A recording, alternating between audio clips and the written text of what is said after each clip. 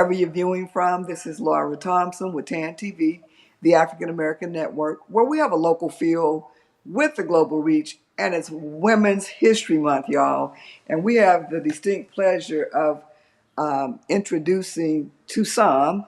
A lot of you know her already, or you think you know her. So we're going to learn a little bit about Miss Janie Gonzalez. You know, I know her from way back when she first got started. And so we're going to take you on a little journey to tell you more about what you might not know about Janie Gonzalez. She's my Latina CEO. I love her dearly. She's the insurmountable female tech legend, not just in San Antonio, but across the country. She was very, very young, and she started way back. And so we're going to take you on a little journey. So how you doing, Janie? Nice to see you, Laura. Always a pleasure. I'm a fan favorite of yours. So thank you for the invitation and Oh, the no, opportunity to participate today. no problem. I've been looking for phenomenal women. But when I thought about you, the word insurmountable just kept coming to my head. Thank you.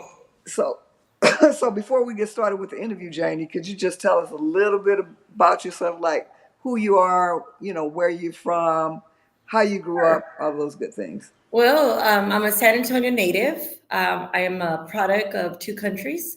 My mother's from the United States and my father's from Mexico. And Wow. so I'm bilingual, bicultural, and I would say today I'm trilingual. I also speak tech, which is a language.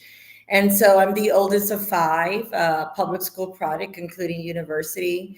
And I started Webhit when I was a junior in college, the advent of the internet, when the DoD, DARPA specifically, um, decided to roll out this new thing called the internet. And so I happened to be exposed to it at the High Performance Computing Lab at UTSA. And my background up to that point had been higher education. I was working at a community college to pay my school.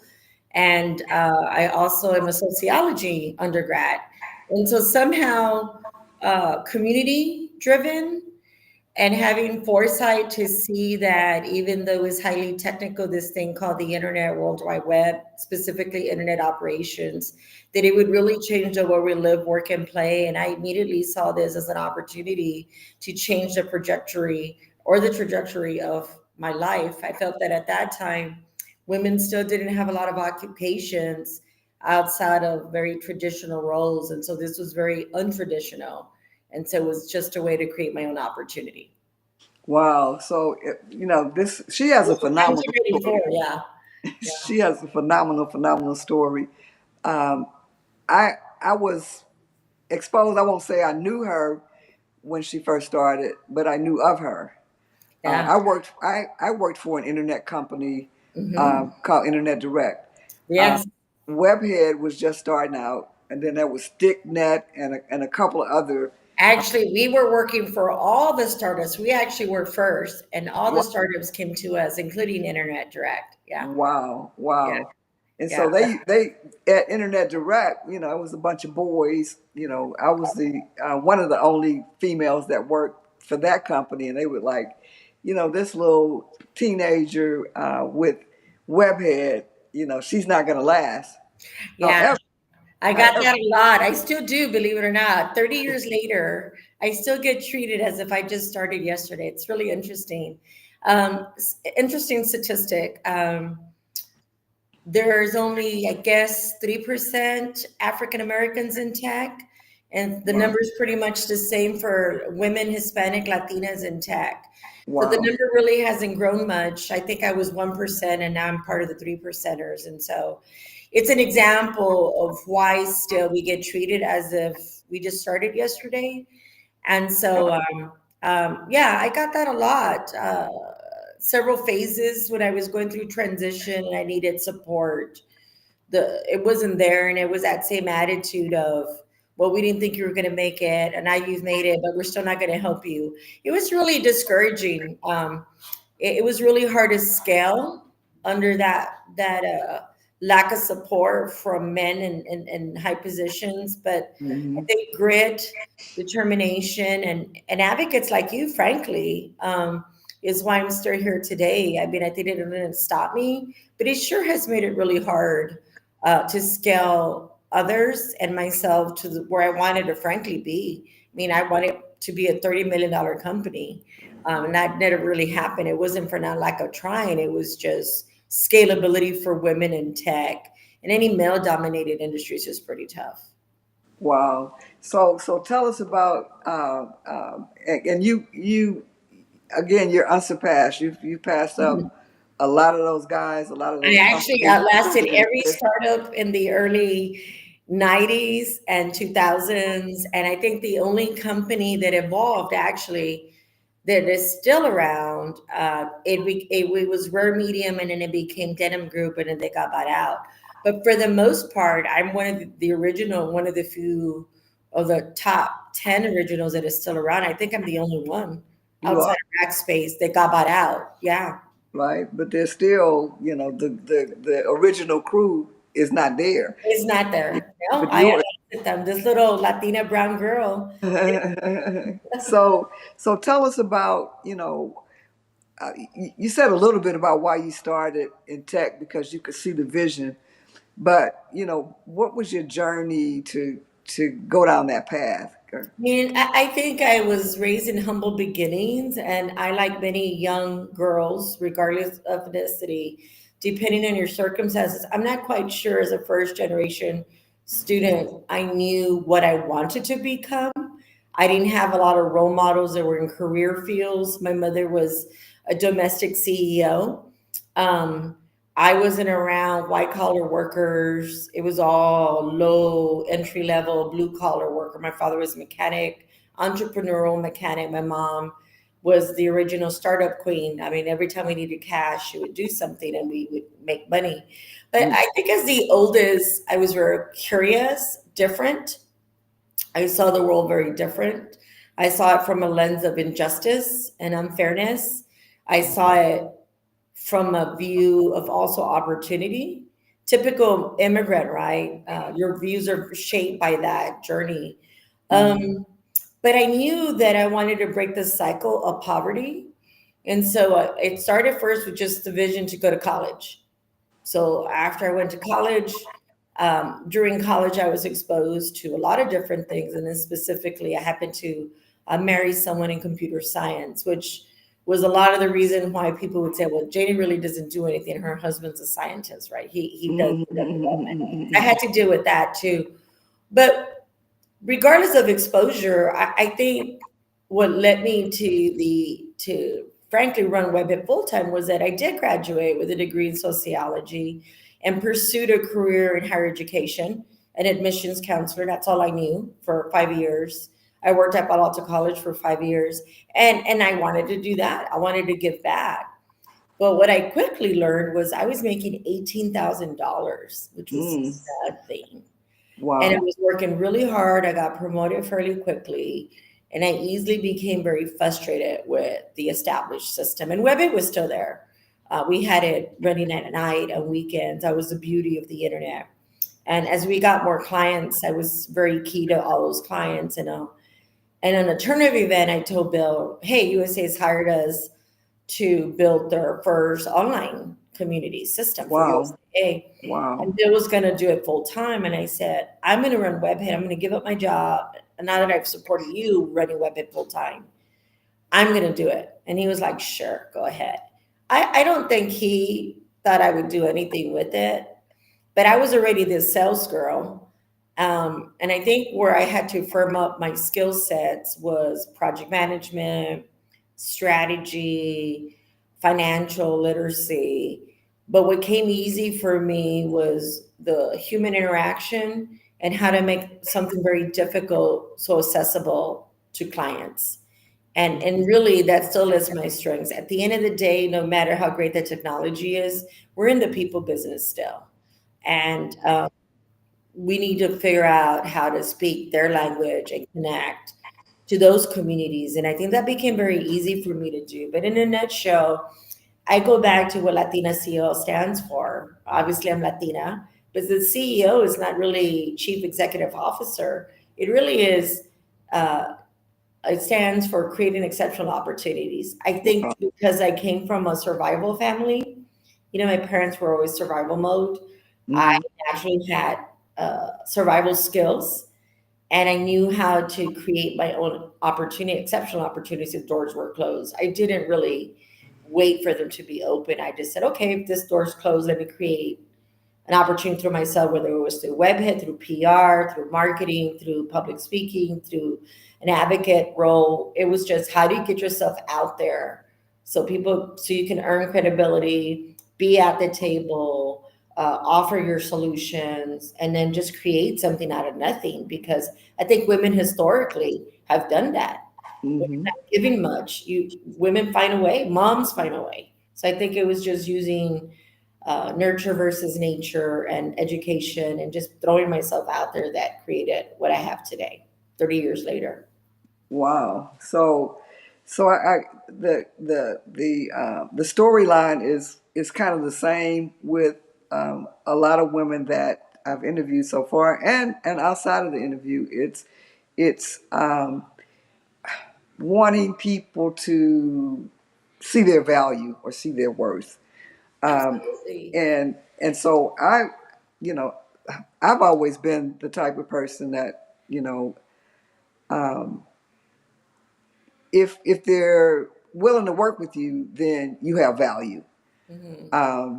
If they're willing for you to work for them, they know your value. And so I think it's incumbent upon us as women to realize that, that we have value. And for you to have been in the game for, 30 years, you have value. You bring Yeah, value and I to. think that a lot of times I was driven by a lack of respect and credibility and affirmation. And then you get to the point where you're driven, well, and you're also driven wanting money, right? Scaling yourself Mhm. up, right? I went from making $7.25 to making over 100, six figures, right? And having a company that I started with $500 in a credit card to Wow. generating over, $5 million in revenue. And to date, probably we have contributed to the economy. We're talking over 500 million, right, in 30 years. Wow. So we've created jobs. Many of the employees at Webhead have been first generation, and today are running, nonprofits, work at the Spurs, have their own companies. And I think about the value that Webhead has created when the city often just touts the Toyotas of the world and the rack spaces of the world. When you Mhm. really think about what Webhead has created out of nothing, where we started on the west side in District 5, where we still are today. That's the true value. The value Mhm. that you see not only scaling yourself up, but scaling others that wouldn't have had a chance if it hadn't been for a minority firm that saw Mhm. value in diversity of ethnicity and skin color and income levels. To me, that's what's been really special about what we've been able to create with Webhead. Before DEI was cool, or now it's no longer cool, that I've always saw being a minority as a competitive edge. I never saw it as a setback. I saw it as a gift. Mhm. And we were able to leverage that unique experience, that cultural experience, that experience of humility and technical acumen, and combine it all and create something wonderful and contribute to San Antonio. Wow. Well, just coming from me, and I don't know how much it's worth coming from me, but I consider you a powerhouse Thank you. in the industry, and the people that try to hold you down or Mhm. disregard you see Mhm. you as a powerhouse too, and that's Thank what you. that's Yeah, what. I mean, I still get a lot of hate and love at the same time, but I've learned to, I mean, I'm still very ambitious and driven, and yes, it still bothers you, but I think ultimately I'm very comfortable with who I am and who I've become and how I conduct myself. Is there always room for improvement? Absolutely, but I'm not there to apologize for who I am and what I've accomplished. I also know that I'm never going to truly be acknowledged for my contributions, but that's okay. I mean, a specific example of that is, my other role was that of being part of the disruption of CPS Energy I was a freshman. The mayor had a different vision. I was the first female in a long time to serve at CPS. I became part of that transition where the mayor wanted diversity at the table, where city council wanted women. CPS Energy has been, it's a great institution for the city of San Antonio. It's a big economic development engine. It's very politicized, and yet it's been again dominated by men.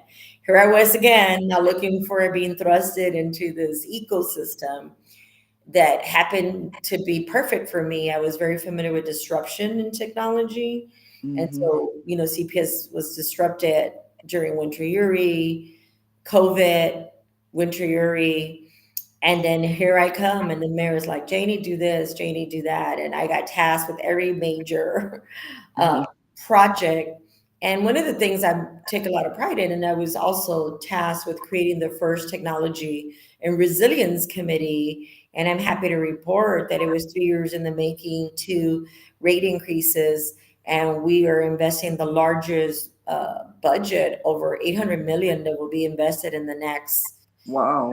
three, well, the last two and the next maybe 10 years in digital business transformation. Wow. It's going to be done in stages. Right now, I think, approved like 300 million. But to be part of that, to be instrumental in that, and also uh, before I stepped down as chairwoman, I was able to pass the first AI framework, the Wow. first one in the utility, even before the city of San Antonio and Bexar County. And to know that I drove that, and to know that I was part of that, and yet, I not only transformed CPS from a governance perspective, from a technology perspective, and I've supported every business plan that's rolled out. And that was to modernize uh, CPS Energy, that's such a big contributor to the city's budget, which is about 38%, which is more than $1 million a day. And so Wow. and so it's been kind of neat to also have that opportunity and to leverage again my executive experience, disruption experience, grassroots experience, as well as technology experience. It's so needed in something that's very politicized, and that you're there to represent the community. And I think that Mm-hmm. that is also really neat, that I still haven't forgotten where I come from. And I don't hesitate to go into the neighborhoods and get my hands dirty. I actually live in the neighborhood. I stayed in the inner city, and that's important to me. I think that's been very crucial to, I think, my success too, staying grounded, being highly technical, have a capacity for knowledge and execution, but yet that grassroots, um, I don't leave it behind. I think it's been very helpful in everything that I've done. Wow. That's phenomenal. I remember speaking with you before you got appointed to the board, and then you rose to the chairwoman of the board at CPS Energy. And you were saying I don't know if they're gonna pick me, and I'm like, yeah, they are. Yeah, everything's very controversial at CPS. Nothing is simple. Yeah, I got chosen and I did a really good job. I got a lot of hate in different areas. I leaned in too hard, according to others. I had disruption on the board. A lot of people were happy that this Latina female was going to run CPS, and they saw all the changes and were not happy with change, and so they did come Hmm. after this stuff. But I did it anyways. I did what I needed to do with the confidence of the mayor and the CEO that's currently in place. And my colleague was a big support, Dr. Mackey. Yeah. I think you've gotten to me, Dr. Mackey, and Dr. Yeah. Mackey and I became a really dynamic team. And we got to roll out a lot of things, and it takes collaboration, and it takes making hard decisions that are not popular. But when you believe in what you're doing, and if it's right, then it works out. Right. And if you know what you're doing, Yeah, yeah. Luckily, I knew what I was doing, so it really right. has been a great experience. But and now that has led to a lot of right. I'm very active at a national level for energy. One of Hmm. the few females, and a lot of my talks at a national level is really about digitizing the modernization of utilities. whether it's energy and water. And a lot of what I talk about is how do we use digital business transformation for people, talent, and now artificial intelligence, and in the future, quantum computing, which is a startup I have. Um, Wow. it really is about taking, technology touches all industries, but right now I'm really being sought after to really talk about AI, quantum computing, but specifically just digital business transformation in the utility sector. Wow. And so if what you've done and what you're doing is not enough, you Yeah. you you've raised a family. Uh, Yes. you have sons, and then you have a younger daughter. And so how did you navigate through all of those things It while was it's growing it your was tough. business? I'm not gonna say that it's easy. I think that being a mom, a working mom, whether you have one child or not, whether you have family support or not, whether you have a husband or not, is a lot of work. Again, Hmm. I go back to society is not very forgiving of women, and no matter what you do, you're a bad mom. It was a challenge. I mean, became a parent at 19. By the time I was 26, I think I had three. Wow. I think that the best I did was to be very honest with my children, put them first on weekends, work really hard Monday through Friday. I would pick them up, drop them off, make dinner, make sure that their homework, go back to work. It was like that. There was a love-hate relationship with their mother, a lot of Hmm. resentment for being very busy, but I incorporated them as much as I could in the business. They would work in the business as interns. They would volunteer with me in the community. They were very much part of what I was doing, and it was a way for them to learn firsthand, and it was a way for them to appreciate what we were building and what I wanted for them. And my children now are the first set. Willem is 33. He was the Oh, first. wow. Yeah, he was the first male in my family to earn an undergrad and a master's. By the time Wow. he was 23, he now lives in Austin and works for a multinational firm in Chicago, but based in Austin. And he's doing extremely well. He's a C-suite executive, making more than his mother. What? Yeah, he makes more than his mom. Um, he's married, no children. His wife also went from teaching to software development during COVID, and then my middle Wow. child graduated with a degree in art. My poor child, because decided to go into art and not medicine, but did graduate. And then Anakin finally graduated. He took forever. That's the one that tested my patience. It took 5 years to graduate. He was a COVID graduate as well. Wow. Anakin is also they're all in the business of STEM. Um, Hmm. and, Awesome. I wonder why. I wonder and then why. out of nowhere, God decided I wasn't busy. And I was pregnant, I think, at 43. So I gave birth to Billie Jane. I love her. 9 years old, and she's very involved in a different capacity. She goes with me everywhere to board meetings, to business trips, to galas, to political fundraisers, and she knows how to work the room. She has a Wow. crush on the mayor. Every year, her and the mayor bring in the new year. We're always invited to a party where the mayor is at it for New Year's, and she's always looking forward to it because she gets to see Ron. But Wow. she's a great girl, and life knows what it throws at you when. I would say that it was a lot of work to raise productive kids, but it's probably the most rewarding thing I've ever done. It's been the biggest investment, and I'm happy that my kids are self-sufficient and productive citizens and care about community and have conviction and are doing well on their own. And we'll see what Billie Jane turns out to do. So far, so good. Oh, shoot. She's going to be the first female president or It'll something. be something great. She has all the makings. We'll Right. see. I mean, I've never was one to push my kids in a direction. I was one to honor their gifts and Hmm. encourage their gifts and support their gifts, and then they turned out the way that they did. I mean, I did have high standards for them. I wanted them to do more than me, and so far so good. So far so good. Wow. So what is the hardest thing that you've come up against uh, in these past 30 years in your business? Well, I would say first, just I would say first was scaling Webhead from a startup to an upstart, and then moving it Mm, from an upstart to a corporation and scaling it. And then I think what's been really hard this last 5 years has been post COVID, during COVID and post COVID, sustaining something when you're no longer the it kid. I think that it gets harder with time.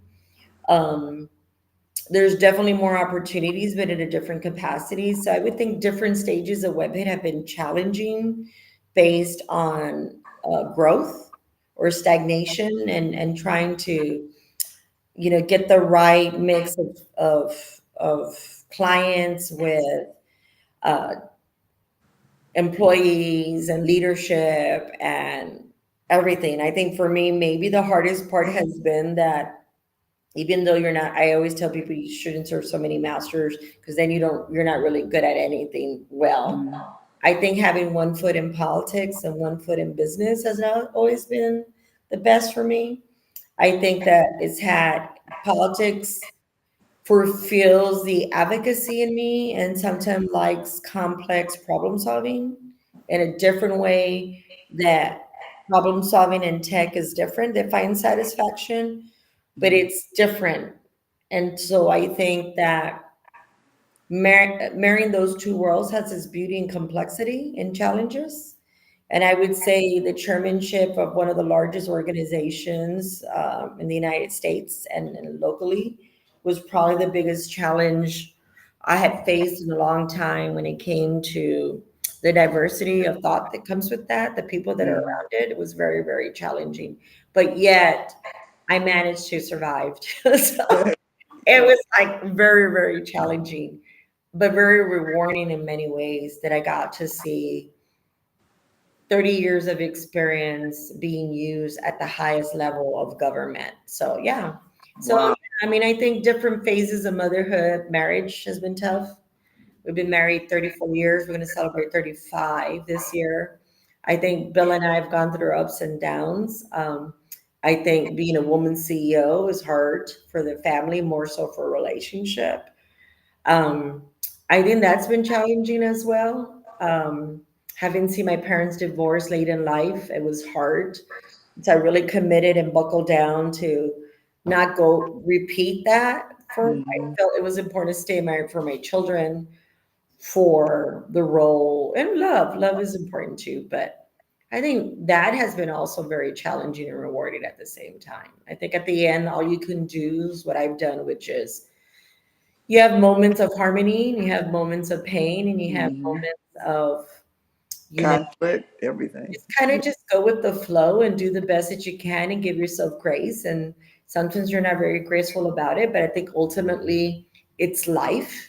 And Mhm. I'm a big believer in how you get back up is really what makes you sane and shows the beauty of whatever trial you're going through if you just stick it out and you know and do the right things. I think doing the right thing is hard. You don't always finish first. And we live in a Mhm. world, especially with social media, that shows the glamour of always being Right. Oh, first or beauty or being in these like vacation spots or awards. And it has this false sense of what accomplishment is. And for some it is, but that's really mhm. 1% or less. I think the majority of us uh, it's messy to be where we're at, and we may Mhm. be good at it, but it's still messy. It's still not going to be so easy as people think. Right. It's work. Yeah, it It's is. It's work, work. and people think this is just you know an They, selfie. right. They think they can be a millionaire like that, and Hell it no. doesn't It's happen. a Even if work you in work hard, you progress. never become a millionaire. It's a work in progress, and I am still working at it. And there's still things I want to do better. Wow. So let me ask you this before we go. We have Sure. about a minute or so left. So you've been in the business of technology for 30 years, 30 right? years. I was 30 years this year, November. Wow. And so, and you've been a visionary, right? Um, what do you think the future of technology? What direction, or what Well, you? I mean, we started a quantum computing company during COVID. So I still think just like the advent of the internet really transformed, as cliche as it sounds, the way we look and live, work, and play. Think about it. My daughter's the alpha generation, right? She's the Mm-hmm. first generation that's Internet of Things, EVs, artificial intelligence. You think about this generation, right? I do think that artificial intelligence is really going to shake things up. It's done so far at a very elementary level for those of us that are exposed to it. But from an investment perspective, I think that people don't understand the magnitude of the investments that are taking place at a global scale. I'll give you an example. Microsoft built a data center, an AI driven data center worldwide every Wow. 3 days. Hmm. Every 3 days. Wow. So the amount of money that's being invested is good and bad. I mean, I think the future is one that's definitely going to continue to be connected, where, jobs are going to go away and new jobs will be invented, and when we will be more connected more than ever. I think there's a good in that. I think there's always an opportunity during disruption and innovation at this level for you to position yourself to catapult yourself in some shape or form, but that's going to be up Mm-hmm. to you more than ever. You have many resources at your tip to do it. You have tons of software to do at a scale that I didn't have when I first started. I think the bad that I see is that when you really look at it from an educational perspective and a consumer perspective, minorities are not any richer or more educated or more or whole C-suite positions. When you really look at who's really making money off this new wave of innovation, it's not Hispanics, it's not African Americans, it's not even Americans, it's people from India. You look Hmm. at every CIO job that's held by someone, or every big innovation that's taking place, it's going to be India that's doing the work. Wow. People, it's CIOs, and I have, again, this is not me discriminating or hating, but these Right. are observations, right? And while we're great consumers and we're contributing to the economy, Mm-hmm. we're making everybody rich, the Bill Gates of the world and the Jeff Bezos of the world, and all these companies that are owned from India.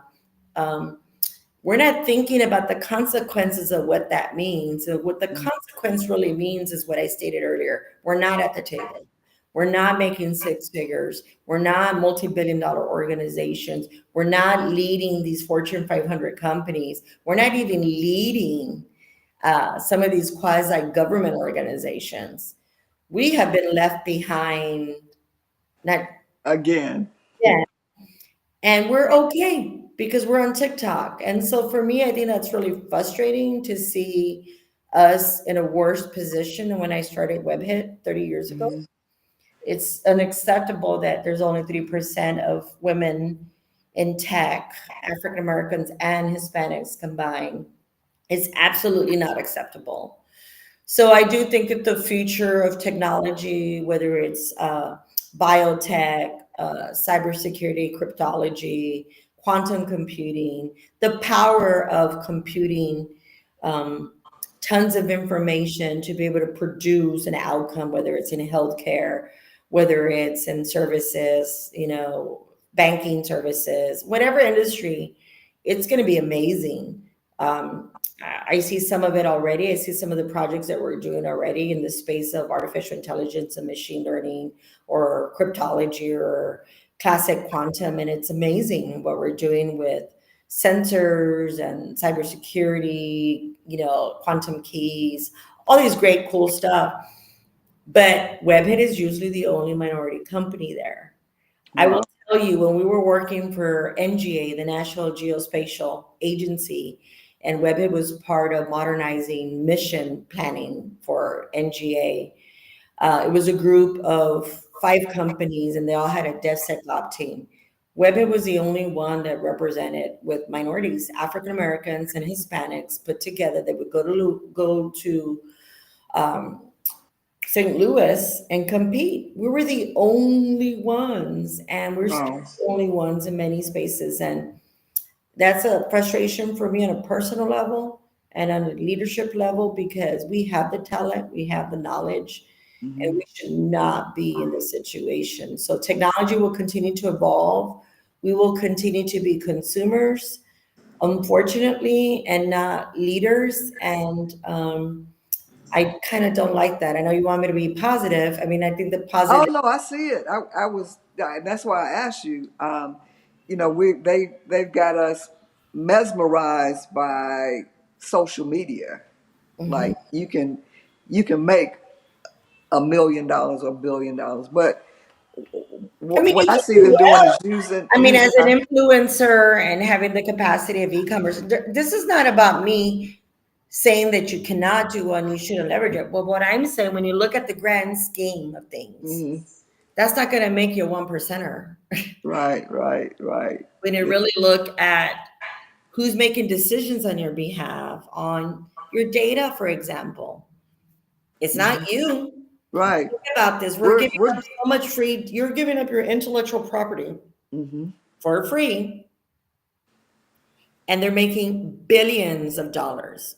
And we are okay with a TikTok video and laughing and memes and shorts and reels and you name it. And I have always been an advocate of, and I think about women, and we think about, this is going off topic, but I also think about women's rights online and how they're being violated, and how violence is used against us digitally hmm by sharing our pictures, modifying our pictures, pornography driven by AI with our faces, human trafficking, all these things we already haven't heard as women. And now you add this level of complexity that's happening and no one talks about it. We do not talk about it. We're not pushing policy. We're not protecting our intellectual rights. And hmm so there's a lot of beauty in the capacity we've built with the entrepreneurial spirit. There's also a lot of downfall. And when I think about where we are, where we are right now, if we as Americans, we as minorities don't get serious about it, we will, 5 years from now, represent 1% or none. I Wow. don't think the numbers will grow. I think the numbers are going to get worse. And I only because I see who's investing, I see who's running tech, and it's not us. Hmm. It is not us. I wanted to ask you one final question. I Sure. know so what do you think about the crypto industry, or the transformation or transition of the way we do business with Well, currency? I mean, as an investor, I'm not going to deny I'm not going to tell you I haven't invested in crypto. I think Bitcoin, crypto, I think they're not going anywhere. And the current president of the United States has endorsed it. I mean, I was in DC for business during the inauguration, and one of the biggest parties next to my hotel was the crypto party. Over 300 crypto investors. So I don't see it going anywhere. I do see it scaling and gaining value and momentum. I do believe we'll probably have future different types of digital currency. I think Mm, this is just the beginning of digital currency. I do believe it's going to be used in different ways. And that's why all these data centers are being built. They're not being built just because we're consuming data, they're also mm, being built to support cryptocurrency. So, I mean, it's not going anywhere. I hope that mhm. answers your question. Oh, I did. I mean, it's I would invest in it. How you choose to use it is a different story. I mean, I did invest in it. We deal with it for customers, and that's a sort of a form of payment for some of our customers wow. and their transactions. But we'll see. I mean, I think that the future of it, I think will change in flavors, but under this administration, it's going to have a more powerful position. Don't be Wow. surprised that in the future you're being paid by crypto money and not US. It'll be US crypto money and not, physical dollars or coins or digital Right. currency. Yeah, that paper is going away. That paper is going away. Yeah. You can see that. Yep, the people are telling people to save it, but you can save it, but after a while, they're not going to be accepting No, it. I think that we'll fully move away from that in the immediate future, for sure, Wow. for sure. But So this has been a likewise, great. yeah, I miss you. I'm so sorry that we don't get to see each other as much, and you look great as always. And thank you. You do. It's an honor to be highlighted in your show and during Women's History Month, especially. So Wow. I'm here for you always. So thank All you. right. Well, thank you. And you've been tuned into It's Women's History Month. Happy Women's History Month to you, Jamie. I mean, Thank you. Janie, the insurmountable Janie Martinez Janie Gonzalez, Latina Martinez CEO. Gonzalez, the Oh, you're Latino welcome. CEO. All righty. So you've been tuned into TAAN TV, the African American Network, where we have a local feel with the global region. Bye bye, Janie. Bye Love bye, you. Miss Laura. Thank you so